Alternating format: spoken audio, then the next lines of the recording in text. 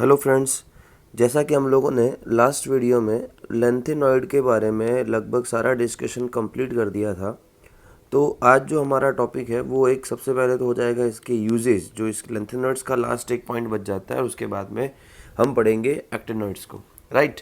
तो सबसे पहले जो इसका यूज़ है, तो देखो लेंथेनॉइड्स एलिमेंट्स जो हैं ये सारे लगभग मेटेलिक नेचर के होते हैं, और ये डिफरेंट दूसरे मेटल्स के साथ में रिएक्शन कर सकते हैं और एलॉयज बनाते हैं, और एलॉयज बना के कुछ काफ़ी इंपॉर्टेंट टाइप के कंपाउंड्स का फॉर्मेशन करते हैं।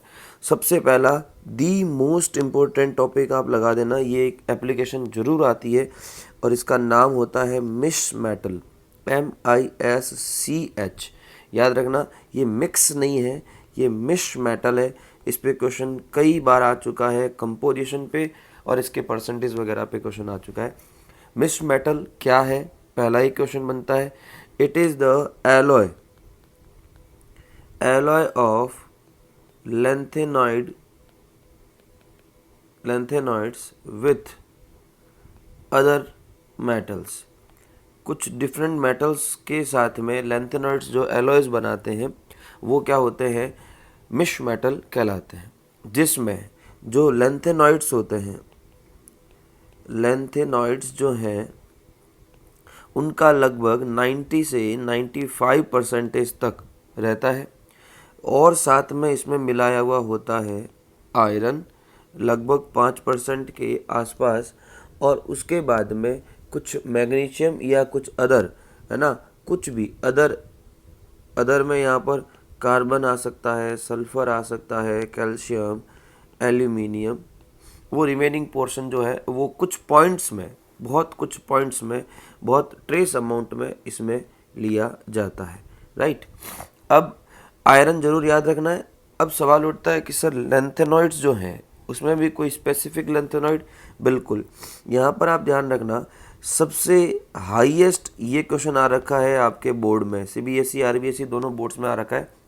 कौन सा लेंथेनॉइड सबसे ज़्यादा यूज़ आता है आपके इसमें मिश मेटल बनाने में? तो वो है आपका सीरियम। तो याद रखना है कि 95% में से लगभग 50% के आसपास, है ना, 90 से 95 में लगभग 50% के आसपास कौन होता है आपका? सीरियम अकेला होता है। और उसके अलावा अगर बात करें तो रिमेनिंग जो है, तो लेंथेनम और नियोडाइमियम, ये दोनों मिलाकर, लेंथेनम और नियोडाइमियम मिलाकर लगभग 40% तक का पोर्शन बनाते हैं, दोनों मिलकर। दोनों अलग अलग 40-40 नहीं है, दोनों मिलकर। अब एक 20 या एक 20 हो सकता है, दूसरा 30-10 हो सकता है, वो कुछ भी हो सकता है, लेकिन दोनों के दोनों मिलकर 40% है, और सीरियम अकेला 50% है। तो क्वेश्चन यहीं से बनता है, मैक्सिमम अमाउंट मिश मेटल में कौन से मेटल का होता है, कौन से एलिमेंट, कौन से लेंथेनॉइड का होता है? तो वो होता है आपका सीरियम का। अब ये मिश मेटल का यूज़ क्या है? तो मिश मेटल जो यूज़ होता है वो सिगरेट या जो गैस के लाइटर्स होते हैं, ठीक है, उनमें यूज़ किया जाता है। सिगरेट्स और गैस लाइटर्स बनाने में किया जाता है, ठीक है। उसी की तरह से फ्लेम थ्रोइंग टैंक्स जो होते हैं, फ्लेम थ्रोइंग टैंक्स जो आग बरसाने वाले होते हैं, उनके अंदर जो है इसका यूज़ किया जाता है, मिश मेटल का यूज़ किया जाता है। राइट। अब बात करते हैं हम लोग सेकंड हमारा जो इसका यूज़ होता है। तो जितने भी एलॉयज होते हैं, अगर मिश मेटल में समझेंगे, अगर मिश मेटल में, अब देखो इसमें कंपोजिशन थोड़ा बहुत ऊपर नीचे करके, तो अगर हम मिश मेटल के साथ में मैग्नीशियम का भी 3% यूज़ कर लेते हैं, तो हमारे पास जो एलॉय मिलेगा वो एलॉय जेट इंजिन्स जो होते हैं उनके पार्ट्स बनाने में काम में लिया जाता है। क्या बनाने में काम में लिया जाता है? जेट इंजन के पार्ट्स। और जेट इंजन्स जो होते हैं वो हाई स्पीड इंजन्स होते हैं, सुपरसोनिक जो जिनको हम बोलते हैं, उनको बनाने में, उनके पार्ट्स को बनाने में किया जाता है। एक ये हो गया। तीसरी बात करें तो सैरिक सल्फेट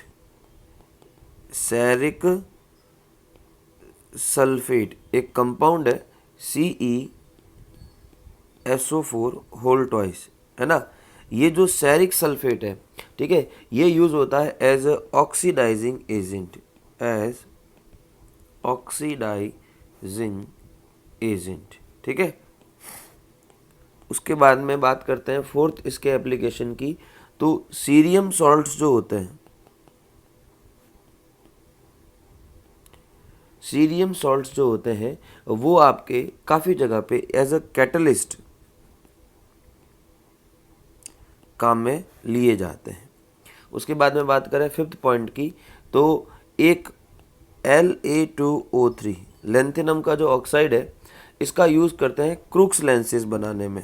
स्पेसिफिक टाइप की लेंसेज होते हैं क्रूक लेंसेज बनाने में। ठीक है, और जो क्या करते हैं, अल्ट्रा वायलेट रेडिएशन से प्रोटेक्शन करते हैं, विच प्रोटेक्ट्स यूवी लाइट। ठीक है, तो ये यूवी लाइट से हमारा क्या कर देते हैं, प्रोटेक्शन करते हैं। और इसी तरह से जो है CeO2 इसका यूज़ किया जाता है पॉलिश ग्लास में, पॉलिश ग्लास की तरह इसका यूज़ किया जाता है। तो ये कुछ इसके यूजेस हो जाते हैं, तो इनका थोड़ा ध्यान रखना है। राइट, तो अब हमारा नेक्स्ट टॉपिक जो है वो हो जाता है एक्टिनॉइड्स। राइट, तो जो एक्टिनॉइड्स है वो हमारे ठीक जिस तरह से लैंथेनॉइड्स हुआ करते थे उसी तरह से इनकी डेफिनेशन देंगे, एलिमेंट्स आफ्टर एक्टिनियम। एक्टिनियम के बाद आने वाले सारे एलिमेंट्स को क्या बोला गया, एक्टिनॉइड्स बोला गया। इनको हम क्या बोलते हैं, 5F सीरीज एलिमेंट्स भी कहते हैं, 5F सीरीज एलिमेंट्स भी कहते हैं। एक और बात, जैसे लैंथेनॉइड्स को आपने क्या बोला था, इनर ट्रांजिशन एलिमेंट्स बोला था, इनर ट्रांजिशन एलिमेंट्स कहा था। तो इसकी जो सीरीज है ये 5F सीरीज, इसको बोल देते हैं, जैसे मतलब इसकी लैंथेनॉइड्स की जो सीरीज है उसको बोल देते हैं फर्स्ट इनर ट्रांजिशन सीरीज। तो लैंथेनॉइड जो हो जाती है 4F के बाद में 5F जो है वो हो जाएगी हमारी second inner transition series. Right, ये आपको ध्यान में रखना है ना, कि एक्टिनॉइड्स है वो सेकंड ट्रांजिशन सीरीज हो जाती है और लैंथेनॉइड्स जो है वो आपकी हो जाती है फर्स्ट ट्रांजिशन सीरीज। जैसा कि हम जानते हैं कि एक्टिनियम का एटॉमिक नंबर हो गया 89, तो एक्टिनियम के बाद में जो हमारे पास आ जाता है थोरियम 90, और 90 से स्टार्ट करके लॉरेंशियम 103, ये जो है ये हमारे हो जाते हैं एक्टिनॉइड्स की पूरी सीरीज। दूसरा एक और सवाल बन जाता है, छोटा सा बड़ा कॉमन सा क्वेश्चन है कि एक्टिनॉइड्स को लैंथेनॉइड्स के जस्ट नीचे क्यों पुट किया जाता है। तो देखो इसकी कुछ सिमिलैरिटी है, और सिमिलैरिटी होने का बिल्कुल सिंपल रीज़न है कि एक तो सीधी सी बात है कि नीचे क्यों रखते हैं, तो सबसे पहले लिख दो वेरी सिमिलर इन प्रॉपर्टीज़। कोई आपको पूछ लेंगे कि भाई एक्टिनॉइड्स को लैंथेनॉइड के नीचे ही क्यों रखते हैं, तो एक सिमिलर इन प्रॉपर्टी। दूसरा सिमिलर इलेक्ट्रॉनिक कॉन्फ़िगरेशन, इनका जो इलेक्ट्रॉनिक कॉन्फ़िगरेशन है वो भी लगभग क्या होता है, सिमिलर होता है। और एक बड़ा सा अजीब सा जो रीज़न बन जाता है वो बन जाता है no space in periodic table. सीधी सी बात है कि भाई पीरियोडिक टेबल के पास में ऐसा कोई स्पेस नहीं था, इसलिए क्या हो जाता है, ये एक लैंथेनॉइड के नीचे रखे जाने वाला एलिमेंट ये भी बन जाता है एक्टिनॉइड्स। राइट, दूसरी बात की बात करते हैं। दूसरी जो चीज़ है, दूसरी चीज़ हमको ये समझनी है कि जो यहाँ पर एक सवाल बनता है वो ये है, transuranic element, transuranic element, इनको थोड़ा ध्यान से देखना। यहाँ से एक पहला सवाल बनता है, what is transuranic elements.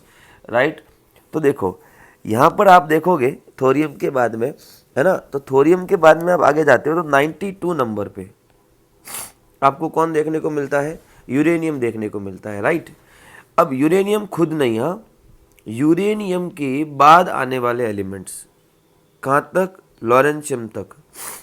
The elements after uranium, elements after uranium, ये सारे यूरेनियम क्या, ये सारे एलिमेंट्स क्या कहलाते हैं, ट्रांस यूरेनिक एलिमेंट्स कहलाते हैं। तो डेफिनेशन याद रखना, all elements comes after uranium is called transuranic elements। आ रही बात समझ में? जितने भी एलिमेंट्स है जो यूरेनियम के बाद में आते हैं उन्हें हम क्या बोलते हैं? ट्रांस यूरेनिक एलिमेंट्स कहते हैं। ऐसे एग्जाम्पल तो देखा जाए तो हमारे पास बहुत है, नेपच्यूनियम है, प्लूटोनियम है, एमरेशियम है, ठीक है, बहुत सारे नाम हैं, ठीक है, सीएम है और बर्केलियम है, बहुत सारे। अब यहाँ से एक सवाल बना हुआ है बोर्ड का ट्रांस यूरेनिक एलिमेंट के ऊपर कि what is transuranic elements, give 2 examples और 1 एग्जाम्पल्स। अब देखो सारी सीक्वेंस में याद रखना कोई ज़रूरी नहीं है, ठीक है, तो हमको इसकी डेफिनेशन तो समझ में आई गई होगी। अब एग्जाम्पल कैसे याद रखना? देखो एग्जाम्पल जो तुम्हें ठीक लगे वो कोई याद कर लो, है ना। एम पीएम याद कर लो, एम याद कर लो, ठीक है। तो पीएम तो हमने देखा था कहाँ पर? अपने लैंथेनाइड्स में, तो एम हो गया आपका यहाँ पे एक्टिनॉइड्स में। सीएम याद करो, चीफ मिनिस्टर, कुछ भी करके आपको समझ में आना चाहिए, ठीक है। और एक आपको मैं ऐसे समझा सकता हूँ कि आपने अगर रेडियो देखा हो तो रेडियो में आप लोगों को अगर मॉड्यूलेशन वगैरह कुछ आइडिया हो तो आपको देखने को मिलता है, एक तो होता है एएम और एक होता है एफएम, याद होगा आपको, है ना। एक को बोलते हैं ऑडिलरी मॉड्यूलेशन, एक को बोलता है फ्रीक्वेंसी मॉड्यूलेशन। तो ये एक्चुअली रेडियो के कुछ टर्म्स है जिसमें हम लोग रेडियो को ट्यून करते हैं। आप इस तरह से याद कर सकते हो भाई, एफएम भी बजाते ही हम लोग और एएम भी होता है, ऐसे इस तरह से याद कर सकते हो, ठीक है। सीएम एफएम बजा रहा है ना, हमारा सीएम क्या बजा रहा है? एफएम बजा रहा है। आप कुछ भी जैसा ठीक लगे वैसे कोई 2-3 ऐसे नाम याद रख लीजिए, ठीक है। ऐसे सीक्वेंस तो कोई नहीं पूछेगा इसकी, लेकिन फिर भी आपके एग्जाम्पल आ रखे हैं इसलिए ज़रूर याद रखें, इसको बोलना नहीं है, राइट। अब इसके बारे में देखो डिस्कशन पूरी बुक में बहुत कम दे रखा था, हम उतना ही करेंगे, आगे डिटेल में नहीं जाएंगे। फिर भी अब बात करते हैं इसके इलेक्ट्रॉनिक कॉन्फ़िगरेशन की। तो जो इलेक्ट्रॉनिक कॉन्फ़िगरेशन है वो क्या होता है? तो देखो ये 5F सीरीज़ का एलिमेंट है, इसके आगे जो इनर्ट गैस लगती है वो लगती है Rn। उसके बाद में जो कॉन्फ़िगरेशन बच जाता है वो हो जाता है 1 to 14, 5F 1 to 14, 6D 0 to 1, 7s2, right. ये इसका हो जाता है जनरल इलेक्ट्रॉनिक कॉन्फ़िगरेशन जो इम्पोर्टेंट है, आ सकता है। इसमें से 2 क्वेश्चन बने अभी तक, ट्रांसयूरेनिक एलिमेंट्स और इलेक्ट्रॉनिक कॉन्फ़िगरेशन। दूसरी बात, आपकी बुक में वैसे इन सबके इलेक्ट्रॉनिक कॉन्फ़िगरेशन दे रखे हैं लेकिन आपके एक्टिनॉइड से इम्पोर्टेंट नहीं है, फिर भी आप देखना चाहे तो एक बार देख सकते हैं, लेकिन जो लैंथेनाइड्स है उनके इलेक्ट्रॉनिक कॉन्फ़िगरेशन आ सकते हैं। अब अगर हम बात करते हैं, एक और सवाल जो बनता है वो बनता है super heavy elements. Super heavy elements, तो देखो सुपर हैवी एलिमेंट्स क्या होते हैं? तो लगभग जितने भी ये एक्टिनॉइड्स हैं, ठीक है, एक्टिनॉइड्स जितने भी होते हैं इनका हाई मॉलिक्यूलर मास होता है, ठीक है। Almost all are made up by human.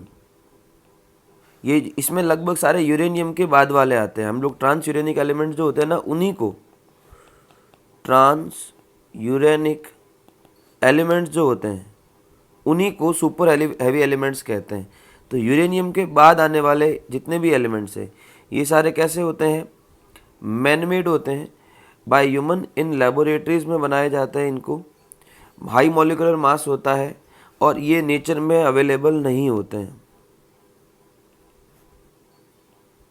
Not available in nature. इसीलिए इन सभी ट्रांसयूरेनिक एलिमेंट्स को हम क्या बोलते हैं? सुपर हैवी एलिमेंट्स कहते हैं। आ रही है बात समझ में? यहाँ से इंपॉर्टेंट क्वेश्चन है, डायरेक्ट आपको सुपर हैवी एलिमेंट्स पे क्वेश्चन पूछ सकते हैं, वो भी आपको ध्यान में रखना है। अब सबसे इम्पोर्टेंट जो इस टॉपिक से सवाल बन सकता है वो बन सकता है लैंथेनॉइड और एक्टिनॉइड में डिफरेंस। तो एक्टिनॉइड में ज़्यादा कुछ भी नहीं है, आपको ट्रांसयूरेनिक एलिमेंट्स क्या होते हैं, सुपर हैवी एलिमेंट्स किसे बोल रहे हैं और इनका इलेक्ट्रॉनिक कॉन्फ़िगरेशन, ये 2-3 टॉपिक याद रखना है, उसके अलावा कुछ भी याद नहीं रखना है। इससे आगे क्वेश्चन नहीं बनते आजकल, ठीक है। अब इसकी बात करते हैं नेक्स्ट, लैंथेनॉइड और एक्टिनॉइड के बीच में डिफरेंसेस की, ठीक है। तो काफ़ी सारी चीज़ें एक्टिनॉइड्स की इसमें आ जाएगी डिफरेंसेस में। अब अगर हम बात करें differences in between in between lanthanides and actinides, right. तो अब ये हमारे लिए काफ़ी इम्पोर्टेंट टॉपिक बन जाता है, तो इसको आपको ध्यान से समझना है, बहुत इम्पोर्टेंट है। इसको मोस्ट इम्पोर्टेंट आप लगा सकते हो, इससे काफ़ी बार क्वेश्चन बन चुके हैं। तो एक तरफ हम लिख देते हैं लैंथेनाइड्स और एक तरफ हम लिख देते हैं एक्टिनाइड्स, राइट। सबसे पहला क्वेश्चन, सबसे पहला डिफरेंस। देखो डिफरेंस भी है, सिमिलैरिटी भी है, तो दोनों साथ में देखते रहना। एक बात कि कॉमन ऑक्सीडेशन स्टेट जो होती है, कॉमन ऑक्सीडेशन स्टेट जो होती है वो लैंथेनॉइड और एक्टिनॉइड दोनों की +3 होती है, इसमें कोई बड़ी बात नहीं है। लेकिन पहली जो इसमें डिफरेंसेस की बात करें तो इनके पास जो एक्स्ट्रा ऑक्सीडेशन स्टेट है वो या तो +2 है या +4 है। मतलब ये ज़्यादा वेरिएबल ऑक्सीडेशन स्टेट शो नहीं करते हैं, लैंथेनॉइड्स नहीं करते, राइट। तो मतलब तो ये हुआ कि एक्टिनॉइड्स जो है वो +2 के अलावा +4, +5, +6 और +7, मतलब वेरिएबल ऑक्सीडेशन स्टेट ज़्यादा कौन शो करते हैं, एक्टिनॉइड्स। तो पहला डिफरेंस हो गया कि lanthanoid shows very less oxidation states whereas actinoid shows very variable oxidation states। दूसरी इंपॉर्टेंट बात, यहाँ से भी एक सवाल बन रखा है 1 मार्क का, कि लैंथेनॉइड में केवल और केवल एक ही क्या होता है, रेडियो एक्टिव एलिमेंट है प्रोमीथियम। रेडियो एक्टिव एलिमेंट होता है प्रोमीथियम, ठीक है। बाकी सारे नॉन रेडियो एक्टिव होते हैं। लेकिन अगर हम बात करें एक्टिनॉइड्स की, ये इंपॉर्टेंट है, all actinoids are radioactive. सारे के सारे क्या होते हैं, रेडियो एक्टिव एलिमेंट्स होते हैं। याद है कि समझ में आ गई बात। तीसरी बात करते हैं, तो ये जितने भी लैंथेनॉइड्स है do not form oxo ions. ये ऑक्सो आयंस नहीं बनाते हैं, ठीक है। ऑक्सो आयंस वगैरह क्या होते हैं हम वो थोड़ा सा बाद में देख लेंगे। ऑक्सीजन के साथ वाले कंपाउंड से ऑक्सो आयंस है, इसकी डिटेल हम थोड़ा बाद में कभी डिस्कस करेंगे। तो तीसरी बात कर देते हैं उसके लिए, तो ये ऑक्सो आयंस बनाते हैं, तो do form oxo ions, right. तो एग्जाम्पल की बात करें तो क्या क्या बनते हैं, स्पेशली यूरेनियम ऑक्सो आयन बनाता है UO+, UO2+, ठीक है, PuO2+, ये कुछ ऑक्सो आयंस के एग्जाम्पल हो जाते हैं, राइट। फोर्थ पॉइंट, ये जो है इनकी टेंडेंसी, तो कॉम्प्लेक्स फॉर्मेशन टेंडेंसी जो है वो बहुत कम होती है। कॉम्प्लेक्स फॉर्मेशन टेंडेंसी लेस होती है, और इनकी जो होती है वो हाई टेंडेंसी होती है। मतलब ये कॉम्प्लेक्स फॉर्मेशन अच्छे से करते हैं, high tendency of complex formation. पांचवा पॉइंट जो बन जाता है कि ये जो है lanthanoid compounds are less basic. ये जो होते हैं लेस बेसिक कंपाउंड होते हैं, राइट। और ये जो होते हैं वो मोर बेसिक कंपाउंड होते हैं। और लास्ट हो जाता है सिक्स्थ हमारा, तो हमको लिखना है मोस्ट ऑफ देयर ट्राइवेलेंट का मतलब हो गया इनके ऊपर +3 चार्ज आयंस आर कलरलेस। मतलब इनके जितने भी ट्राइवेलेंस आयंस जो होते हैं वो कलरलेस होते हैं, और ये क्या होते हैं, इनके कलर्ड बनते हैं आयंस। और ये जो है वो ट्राइवेलेंट के साथ में टेट्रावेलेंट आयन भी होते हैं इनके, और वो भी कलर्ड होते हैं। इनमें टेट्रावेलेंट कलर्ड नहीं होते हैं, या कलरलेस, सारे कलरलेस ही है। इनमें ट्राइवेलेंट भी कलर्ड है और टेट्रावेलेंट आयन भी कलर्ड होते हैं। तो इस तरह से हमारा ये चैप्टर कंप्लीट हो जाता है। अगला जो वीडियो बनेगा उसमें D&F ब्लॉक से लास्ट 5 ईयर में जितने भी क्वेश्चंस बने हैं, और हमने लगभग सारा चैप्टर डिस्कस किया, इसलिए इस बार कोई पीछे रखने वाला टॉपिक नहीं है। उन सभी क्वेश्चंस को हम डिस्कस करेंगे अगले वीडियो में। तब तक के लिए थैंक यू सो मच।